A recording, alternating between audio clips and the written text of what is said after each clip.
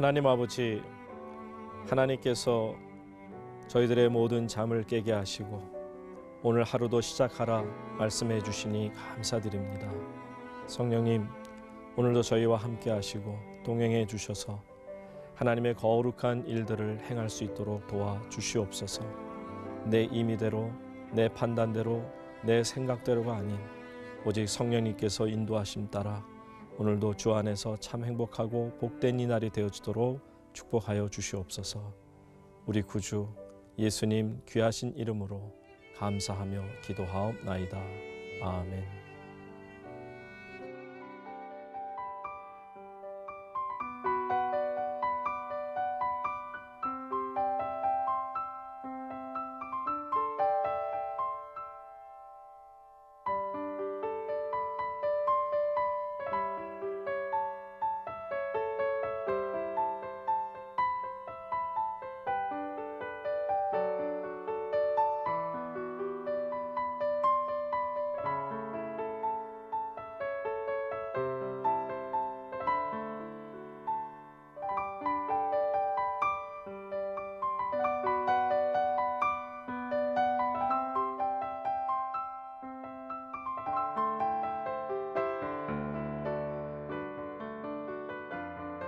기도로 여는 하루 상도교회 최승일 목사입니다. 제가 전에 저희 가족하고 안식년을 맞아서 미국에 여행을 갔던 적이 있습니다. 그때 느낀 것은 미국은 참으로 모든 것이 크다는 인상을 받았습니다. 사람들도 크고 집들도 크고 차도 길도 모든 것이 다 커 보였습니다. 그중에 가장 인상이 깊었던 것은 끝도 없이 넓은 평야였습니다. 마침 저희가 그 차를 빌려서 LA에서부터 저 뉴욕까지 이제 크로스 컨트리를 하게 가는 가운데 와이오밍주를 지나고 네브라스카를 지나게 될 때 끝도 없는 동서남북 모든 곳이 다 윗필드였죠. 밀밭으로 꽉 차 있는 것을 볼 수 있었습니다. 참 대단한 광경이었었는데 그중에 저희들에게 관심을 끌었던 것은 바로 그 저희와 똑같은 저희는 차를 타고 가고 있었습니다만 저 오른쪽으로 이제 평행으로 기차가 달려가고 있었습니다. 물론 산업 기차였습니다. 그러니까 사람이 타지 않고 그 모든 농작물을 실어 나르는 그런 산업 기차였죠. 그런데 그 기차를 개수를 쉬는 것이 아이들과 더불어서 이렇게 흥미롭게 세웠습니다. 하나 둘씩 적어도 100 한 20, 30개 이상을 쉬었던 기억이 납니다. 어마어마했죠. 오랫동안 그것을 쉬는데 한편으로는 드는 생각이 그렇습니다. 왜냐하면 그 기차 한 양 한 양마다 어마어마한 그 밀로서 덮어버립니다. 정말 산더미 같은 밀을 그렇게 정말 100 한 20, 30개 되는 그런 객차를 끌고 그렇게 달려가는 기차를 보면서 어떻게 저런 힘을 발휘할 수 있을까 참 놀라웠습니다. 그런데 거의 끝 무렵에 가서 우리 온 식구가 다 놀란 것은 아하, 저만한 힘을 갖고 있는 이유가 있었구나 하고 발견한 것은 바로 가장 끝에 또 하나의 기관차가 달려 있음을 볼 수 있습니다. 그러니까 기관차 하나가 앞에서 끌고 또 기관차 하나가 맨 뒤에 있어서 엄청난 힘을 발휘하면서 그 엄청난 무게의 모든 기차를 끌고 가는 그런 멋진 모습이었습니다. 사랑하는 성도님 여러분, 저는 그 기차를 보면서 참 우리의 삶의 모습하고도 너무 같지 않나 하는 생각을 가져보았습니다. 우리들은 인생을 가리켜서 광야 같은 인생이라고 그렇게 평가합니다. 우리는 광야를 지날 때 나그네처럼 너무나도 무거운 짐을 지고 걸어가고 있습니다. 우리의 인생의 짐이 정말 그 엄청난 짐을 실은 기차처럼 너무나도 때로는 지칠 만큼 너무나도 힘들다라는 생각에 갇힐 때가 있습니다. 그 짐이라고 하는 것이 내 개인의 짐일 수도 있고 또 가정의 짐일 수도 있고 또 내가 속한 어떤 공동체의 짐일 수도 있겠는데 어떤 경제적인 짐 굉장히 무겁죠. 돈 문제로 인해서 고통당하는 것도 참 우리에게는 큰 짐이 되지 않을 수가 없습니다. 또 어떤 분에게는 건강이 커다란 짐처럼 느껴져서 무게가 느껴지는 사람도 있고 또 어떤 이는 부부관계가 깨어져서 정말 안타깝게도 가정에서 큰 짐을 지고 가는 그런 안타까운 모습도 볼 수가 있습니다.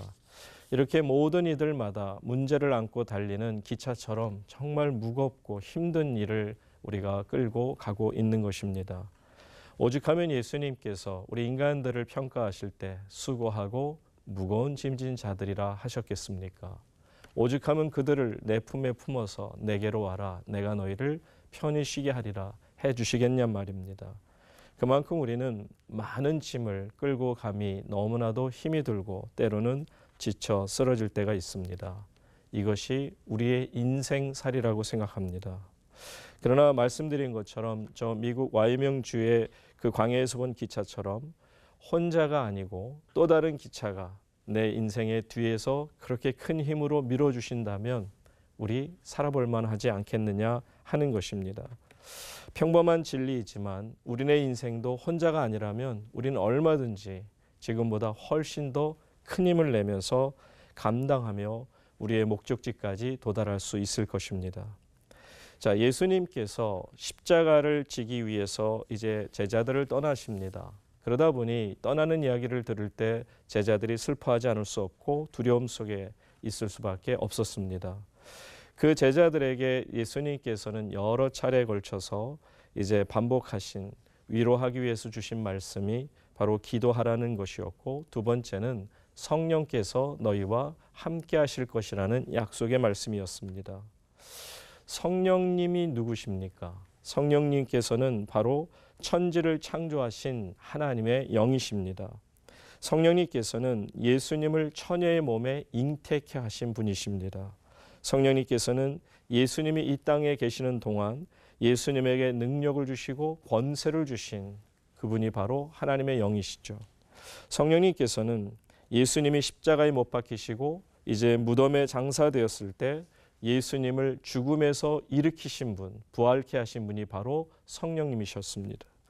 성령님께서는 선지자와 사도들의 마음을 감동시키셔서 신약, 구약 성경을 기록하게 하신 바로 장본인이신 하나님의 영이십니다. 성령님께서는 이 세상의 교회를 탄생케 하신 분이기도 합니다. 또한 그 교회에 생명력을 불어넣어 주신 분이 성령님이십니다. 또한 성령님께서는 하늘의 권세를 모든 주의 백성들에게 주시고자 하는 분이십니다. 그러므로 성령님은 하나님이십니다. 성부가 하나님이요 성자가 하나님이신 것처럼 성령께서도 하나님이십니다. 성령님께서는 물건이 아니십니다. 어떤 능력도 아니시고 어떤 기운도 아니고 사람의 공상이나 환상은 더구나 아니십니다. 또한 천사도 아니십니다. 바로 성령님께서는 하나님으로서 인격자이십니다. 성령님이 너무 중요하신 분이기에 예수님께서는 제자들을 남겨놓고 가는 그런 상황 속에서 제자들에게 더 강하게 반복해서 성령님을 강조하신 것이 바로 그 뜻인 것입니다. 성령님이 어떤 분인가를 우리가 알게 되면 우리에게 주시는 것이 있습니다. 귀한 은혜가 있죠. 그것은 성령님이 나를 버리시지 않는다. 첫째는 나에게 영원히 함께 하실 것이다 라는 그 말씀을 예수님이 들려주십니다. 오늘 본문 16절 말씀 보시면 내가 아버지께 구하겠으니 그가 또 다른 보혜사를 너희에게 주사 영원토록 너희와 함께 있게 하시리니. 그리고 17절 말씀에서도 그는 진리의 영이라 세상은 능히 그를 받지 못하니 이는 그를 보지도 못하고 알지도 못함이라. 그러나 너희는 그를 아나니 그는 너희와 함께 거하심이요 또 너희 속에 계시겠음이라. 성령님이 하시는 일 가운데 하나는 우리들을 그냥 혼자 있게 내버려 두시지 않겠다라는 것입니다. 그를 믿고 의지하는 모든 하나님의 자녀들에게 영원히 함께해 주시마 하는 약속인 것이죠. 바로 성령님께서는 영원토록 우리 안에 계시겠음을 약속하고 계십니다. 그런데 정말 가슴이 뜨거워지는 말씀은 오늘 본문 가운데 18절 말씀입니다. 내가 너희를 고아와 같이 버려두지 아니하고 너희에게로 오리라. 사랑하는 성도님 여러분, 예수님께서도 이 말씀을 우리에게 주셨고 성령님께서도 이 말씀을 우리에게 주고 계시는 것입니다. 영원히 우리와 떠나지 않겠다는 거죠. 누구나 마지막까지 인생을 혼자 걸어간다라고 생각합니다. 그래서 외로운 것이 인생이고 힘든 것이 인생인데 놀라운 것은 예수님께서 영원히 우리와 함께 계심처럼 성령님께서 우리를 영원히 버리시지 않겠다라는 거죠. 예수님 우리에게 말씀하십니다. 너희들은 고아가 아니다. 내가 가고 나면 성령이 오실 텐데 그가 오시면 나와 함께 있을 때보다 너희가 훨씬 더 행복해질 수 있다. 이제까지는 내가 육신의 몸을 입고 있었기 때문에 내가 안 보이면 너희가 나를 찾아다녔고 배를 타고 가다가 피곤해서 잠이 들면 거친 풍랑으로 인해 겁에 질린 너희는 나를 흔들어 깨워야만 했단다.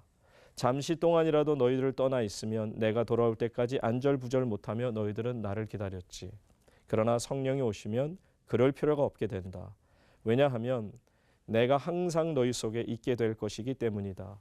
더 이상 나를 찾아다닐 필요도 없고 내가 없다고 해서 불안해할 필요도 없단다. 그런데 왜 두려워하고 근심하느냐? 내가 너희 속에 있기 때문에 너희가 어느 때든지 내 이름으로 기도하면 우리 아버지께서 다 들어주신다고 말하지 않았느냐? 내가 너희 속에 있기 때문에 내가 하는 일을 너희도 할 것이요. 그것보다 더 큰 일도 할 수 있을 것이라고 내가 말하지 않았느냐? 그렇다면 내가 떠나는 것이 너희에게는 행복이다. 너희는 더 이상 고아가 아니다. 사랑하는 성도님 여러분, 더 이상 우리는 고아가 아니라고 하십니다. 더 이상 우리는 혼자가 아니라고 하십니다. 여러분, 성령님의 이름이 보혜사이신 거 아시죠? 보혜사라고 하는 것은 헬라어로 하면 파라클레토스입니다. 이 파라클레토스 할 때 파라는 영어로 하면 페라레오, 평행인 거죠. 바로 곁에 오는 것을 뜻하는 것이고요. 클레토스는 클레오, 영어에서는 콜이라는 표현을 쓸 수 있습니다. 부르다는 거죠. 그러니까 옆으로 부르다.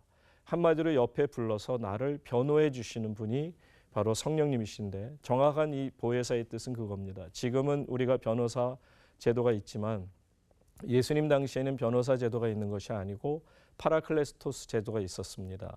예를 들어서 제가 어떤 범죄 혐의가 있으면 이제 법정에 서게 될 때 판사가 묻습니다. 당신에게 파라클레토스 보혜사가 있는가?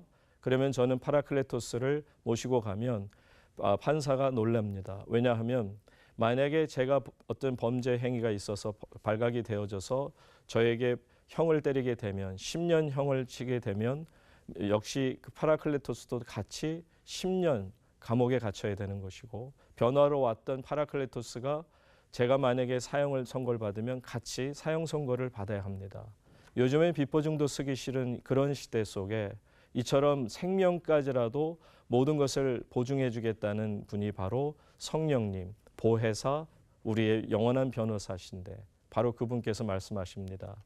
내가 세상 끝날까지 너와 함께 할 것이고 내가 바다 끝에 거한다 할지라도 그곳까지 날개를 치며 새벽 날개를 치며 그곳에 가서 너를 건지리라. 우리를 지옥에서조차 건져주시는 이 성령님의 함께 하심이 오늘 여러분과 함께 하셔서 큰 위로와 능력으로 이 하루를 살아갈 수 있기를 주의 이름으로 축원합니다. 함께 주신 말씀 생각하며 기도하도록 하겠습니다.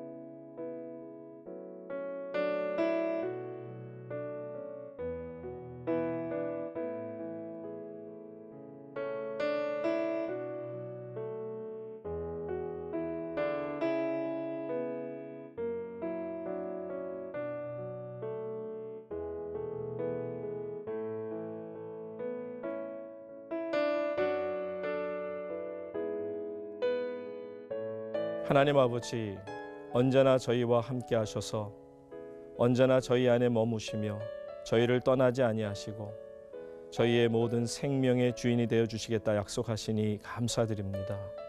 오늘 하루도 성령 안에서 모든 것을 맡기오며 주님만 따라가오니 성령님, 나의 이 하루의 인생길을 축복하시고 인도하시고 함께하여 주시옵소서. 모든 영광 주 앞에 드리오며 우리 구주 예수님 거룩하신 이름으로 기도하옵나이다. 아멘.